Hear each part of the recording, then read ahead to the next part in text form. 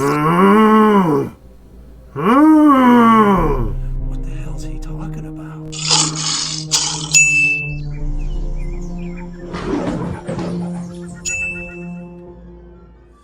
But before we start, actually, we're going to show that first. But I did pick this up at the thrift store for $5. I thought it was a good deal. I play all things related Xbox. I have original 360 and the One. So that's Mega Man Anniversary Collection for $5, and it's all there and it's all good. Did get an A-OK from a great YouTuber, Tom Ryan. Boost, Eagle Boost, Tom Ryan. I know if you're subbed to me, I know you're watching him. He just does raw, unadulterated, straight comic book hauls, and he just buys everything that he loves, and he loves the same thing I do, and evidently he loves the same thing everybody loves because he's got a strong following. He's a great guy. We've been talking on Instagram, showing each other books that we purchased and just shooting the breeze. Really cool dude. We're both into older characters. So let me get into the A-OK. So he really knows that I'm into Mandrake. Now, if you guys don't know who Mandrake is, do some research. Historians conclude that Mandrake, this is number 9 from February 1989, is actually the very first superhero in comics. Don't take Nighttiger's word for it. Go do the research. So thanks, Tom. So these are reprints from the newspaper strip. And this strip is incredible. It is written really well. And the art by Phil Davis, it is really good. No, I don't have this one numbered. It's number 13. I'm gathering from 1989. Just look at that artwork, though. So this is a Lee Falk creation. He created Mandrake in 1934, actually June 11th, 1934. And he actually drew the initial run for just a small while before he hired Phil Davis. And I believe Phil Davis drew Mandrake up until his death. This is annual number 1, so either 89 or 1990. Really cool character. I started getting into him in a certain series that I'm going to show in here. And the cliffhangers were just so cool. I just wanted to get to the next issue. And since they're hard and rare to find, I didn't have them all. But so all these, this is another one from Tom Ryan. Me and him share a love of Popeye. So Popeye, created in 1929, is the first comic strip character with superpowers. So Thimble Theater is where he made his initial appearance. Thimble Theater was actually created by L.Z. Cigar in 1919. So it wasn't 10 years until after the strip was running that he created Popeye, and Popeye became an instant overnight sensation. That was 109 from Charlton. This is 105.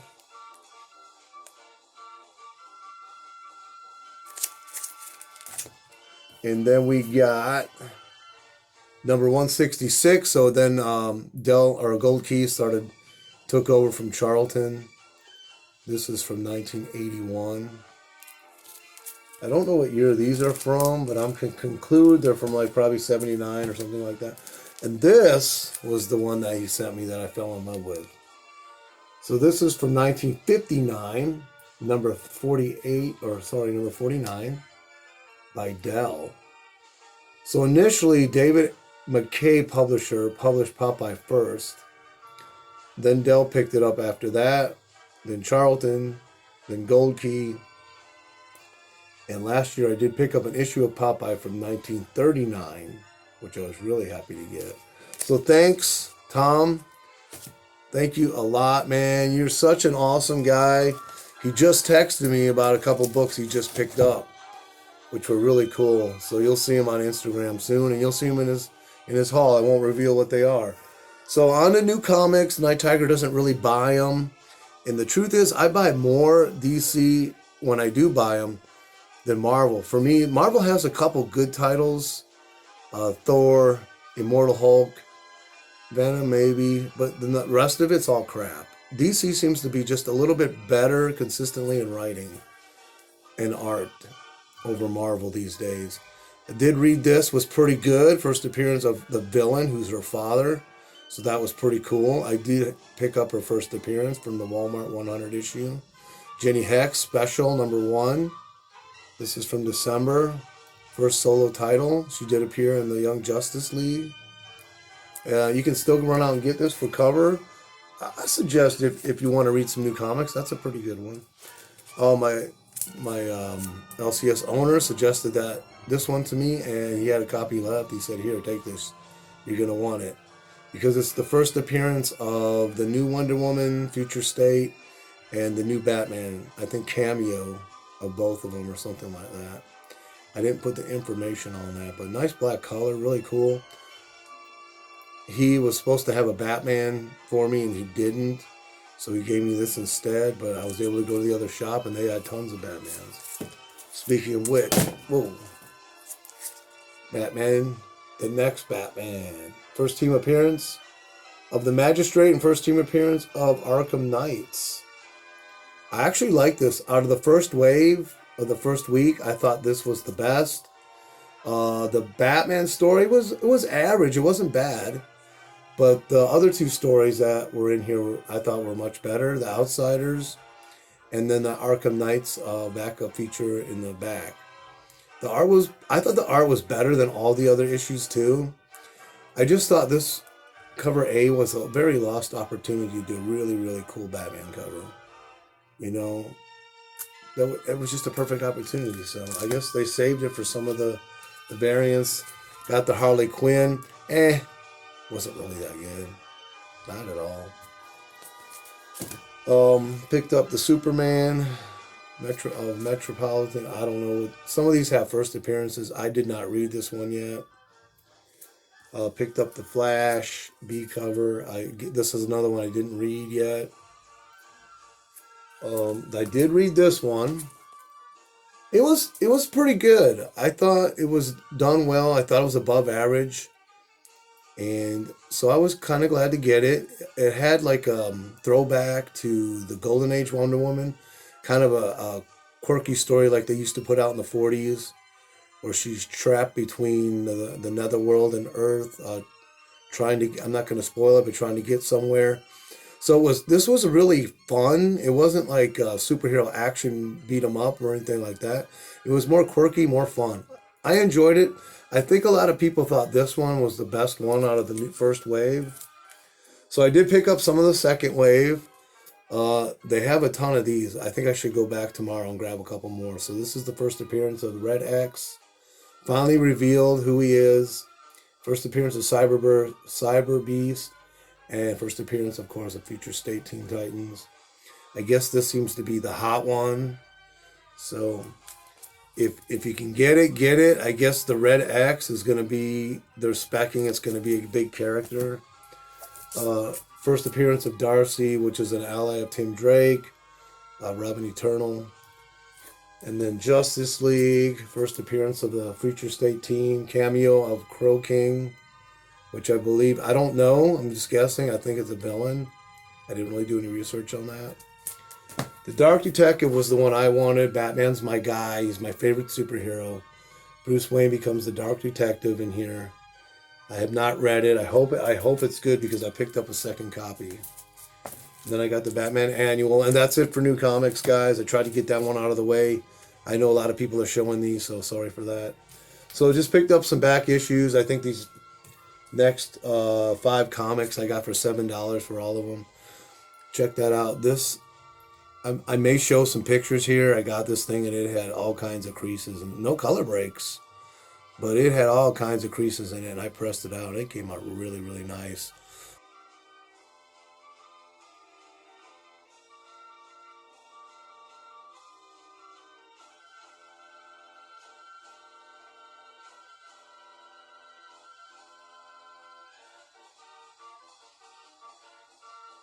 First appearance of, I know who this is. Lady Psylocke is Lady Mandarin. Good story. Jim Lee art. Chris Claremont on the scripts. It was really good. I haven't read a whole lot of this X-Men run. Was never a big X-Men fan in the 90s. But I started reading issue here and there with Jim Lee on the art and Chris Claremont on the scripts. It's always been super, super awesome and really good. Also, the debut of the Psych Knife. I don't know if that's important to you. Of course, this is the origin of Starhawk. Marvel Presents, number 10. Really cool Al Milgrom cover. For me, I think the best art covers that Al Milgrom does is in this run of the Guardians of the Galaxy. And the interior art's pretty good too. Picked up another issue of this. This is a variant. I have the other variant. Just thought it was a beautiful art germ cover. The art inside, it stinks so bad. The story inside is so terrible. And the fact is, I read this before when I picked it up the first time, and I actually read it again because I wasn't sure. Oh my gosh, it is just really bad. You got to wash your mouth out with mouthwash when you get done with this. Just leaves such a bad taste. Oh, this is my second copy. Every time I find this for $1 or less, even I'll pay up to I think I may have paid $3 for this, and I would definitely pay that every single time. It's a gorgeous Power Girl cover by Alex. Why am I forgetting these? Alex Ross. And I don't understand why this book should be super hot. Anyways, really cool.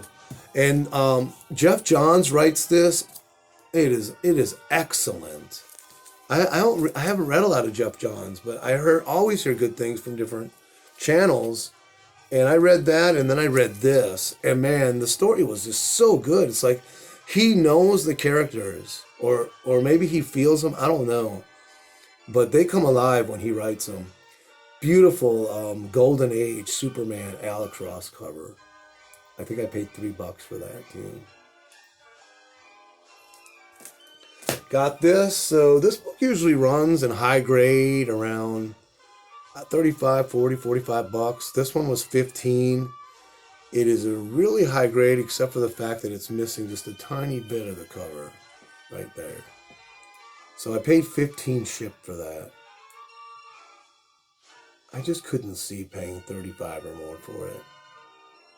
I want to get the Joker fish gun, but I just don't want to pay $50 for a nice grade, like a 7.5 or up. It usually runs around $50. If you guys have an extra copy of the Fish Gun Joker and you want to get rid of it and you can sell it for $25 plus shipping, hit me up. I know that's under retail, and I'm not begging or anything like that. I'm just saying, if you have a copy and you're willing to sell it at that price, I'm willing to definitely buy it. I don't know if I showed this. Got it off eBay. It was like $15. Witches, Western Tales, April 1955, Harvey comic. I like my Westerns, and I thought it was cool that it has witches in the title. I know this is going over 15 minutes. This is a book I ordered in November for the Christmas show, and it just got here last week. Christmas cover, Golden Age, or winter cover, Super Snipe, the kid with the most comic books in the world. Which I can relate to that. Very cool. I got it for less than 20. It's from 1946. And these books can be pricey. There's the one Man Cave. I don't know if he showed it on his Instagram. He got that one that has Hitler. That thing's expensive and a ghost. So if you can go on his Instagram or in his video and see if he shows it.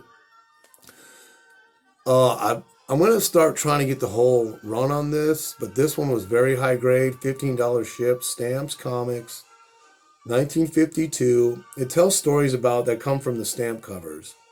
But the thing is, number 1 is cool, and number 8 is like a ghost book. I did see it.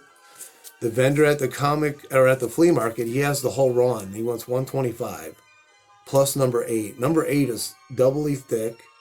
And it doesn't have a stamp cover. It has like a superhero cover. So it's really hard to find. And I can't see paying $125, even though it's probably worth it.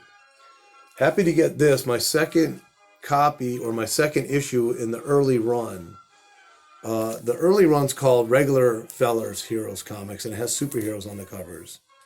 This was $30. I sat today for about 2.5 hours, archivaling the tape, the cover back on with archival tape. And then go watch Bub's Comics. He has a really, really cool repairing video. It's about an hour long, but it's really good. I never thought about archivaling the stress, the little breaks in the covers, on the back cover.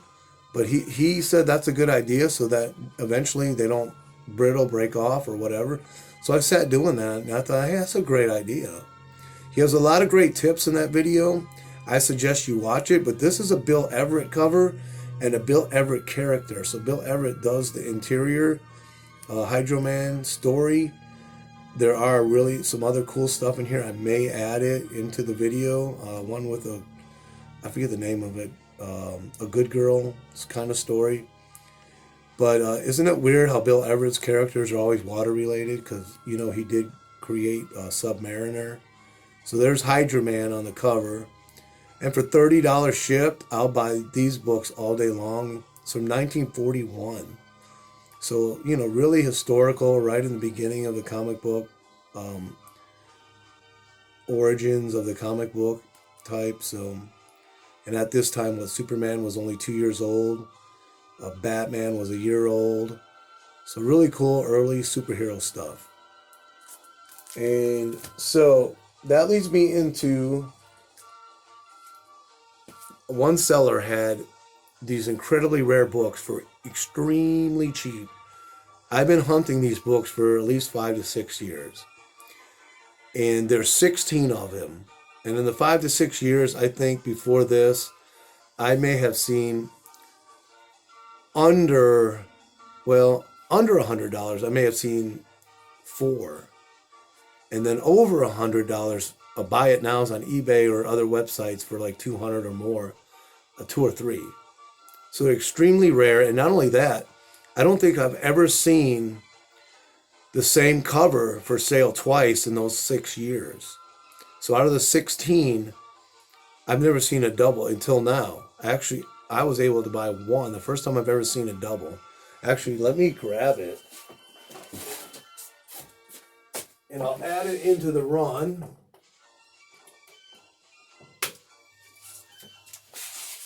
I freaked out. I mean, well, I'm going to show this. So I like picking these up. You can see right here, Mandrake right there. Well, there are 16 covers in this series where he is actually on the cover itself instead of up here. So this guy had 5 of them. I quickly jumped and grabbed them all, but I sent him a message. I said, "Hey, I'm buying this many from you, and the shipping was like $8 a piece. Can you cut me any slack on the price?" Then I started thinking, you know, I've lost books before like this that are rare because I just thought I could get a little bit more off.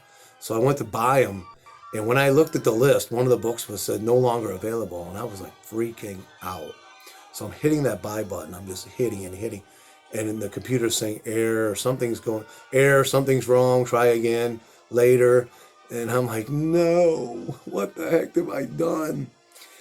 So then I just calmed down and I said, no regrets. You know, I did my meditation and sat in my chair. But something in my mind said, go back and check, like 5 or 10 minutes later. So I went back and checked. They were in my bin. I looked in my cart, all 5 of them. And so what had happened, I guess he was retooling the invoice while I was trying to buy them. So I got all 5 of them. Incredible. I've told this story about these before. So this is number 21. So I picked up this one last year for $10 out of a lot of 3 that were $30. This is the first time ever in the time I've been hunting these, I've ever seen 2 of them of any of the issues. So I am so happy. So let me continue with my story because I can't remember it now. So these are by David McKay. David McKay actually came from Scotland. He was working at a publishing company, and he got a better offer to go to a different company. Well, they told him if he stayed, they would actually, I think, make him a partner. And then eventually they sold him the whole business. And then after a few years, so he was like 17. This was in Scotland or something, like 18 years old. Incredible. So then he moved to the States in 1882. At the age of 20, he had $500 on him, and he got a loan for $2,500, and he bought his own publishing company in Philadelphia. So that's pretty cool. So by the time he was 25, he was able to publish the very first complete works of Shakespeare that had never been published before. So that's pretty cool. He's only 25 years old. So that was in I think that was in I don't know, it was the early 30s. So right around 1930, no, I think it was 1936 that he did that. Or something. I think it was before 30, but in 1936, he published his first comic book series, which was called Feature Books, which 2 or 3 issues were dedicated to this character. And this is number 11. These are from 1940. So this is the 4th cover appearance of Mandrake in this series. I have never seen this for sale. I got these all for average around $50. Now these retail well into the 200s. I was on an auction last year and threw in $100 bid on 2 different books. The 2 of them that are not in here. Like I've said, I've never seen 2 of the same ones for sale yet. And those went up to $150 for one book. I think one went up to $200. There was another one that went in between there. So it was a steal. I got these for a great steal. This book is probably like I don't know. It's got archival tape on it, so it may be like a 2.5, maybe a 3. I mean, it presents really nice. And David McKay, in 1936, he published Feature Books. And then he published King Comics, which starred Popeye on the covers and as the main feature. And then in 1937, he published Ace Comics, which had the, I forget what the kids, Katzenjammer, I think it is. Kids were on that. And then this series started in 1939. But David McKay used the highest quality paper and inks that he could on these comic books. And then you got Henry. So Henry appeared on all the first issues up to number 7 solo. And then on number 8, it was both of these guys for a while. Then Mandrake for himself. And then after that, it was Blondie, Dagwood, and the gang for the rest of the run from to like 122. So I got number 10. This is the 3rd cover appearance of Mandrake in the series. Look at those reds, the yellows, everything. I mean, this book is, 80-some years old? This is from 1940, May. I'm still in shock that I was able to get these. This is probably the worst of the conditioned ones right here. Number 9, 2nd appearance on the cover. And this, I'm telling you, is a really good comic strip. I encourage you to go read it. I'm telling you, you'll love it. And this is the last one. This is the first cover appearance of Mandrake in Magic Comics, March 1940. Beautiful. So I have 7 of the 16 now out of the run. And I know that I'll get them. I never thought that I would get this many. But sometimes things like this just pop up. People don't know what it is, and you can get a super high steal on it. Bought this super low grade, probably a 1.5, but it presents really nice. But beware, number 8, 1954, and you can see right there, a zombie coming up out of the bog. When the witches summon. I have never, ever seen this book. And I paid more than I wanted to.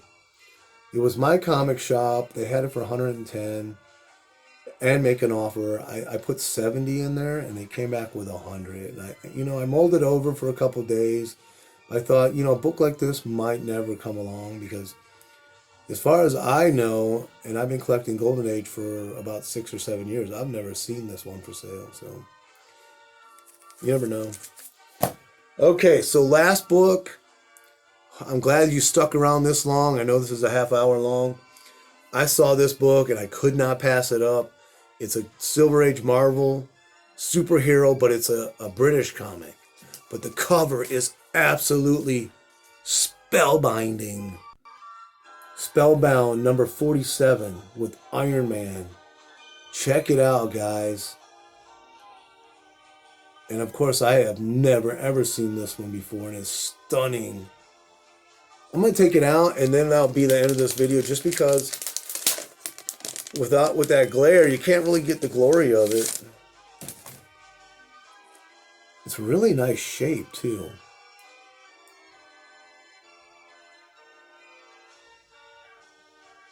And before I go, I forgot I wanted to show you these. I'm going to hold that up because it's just stunning. Got these boxes. They just showed up at my LCS. They're a little bit shorter than the normal ones, but the cover's attached, and it's kind of like a plastic cardboard. And what I like about these is the Golden Age, the biggest of the Golden Age, fit in here really easy. And I've been having a hard time finding Golden Age boxes around town.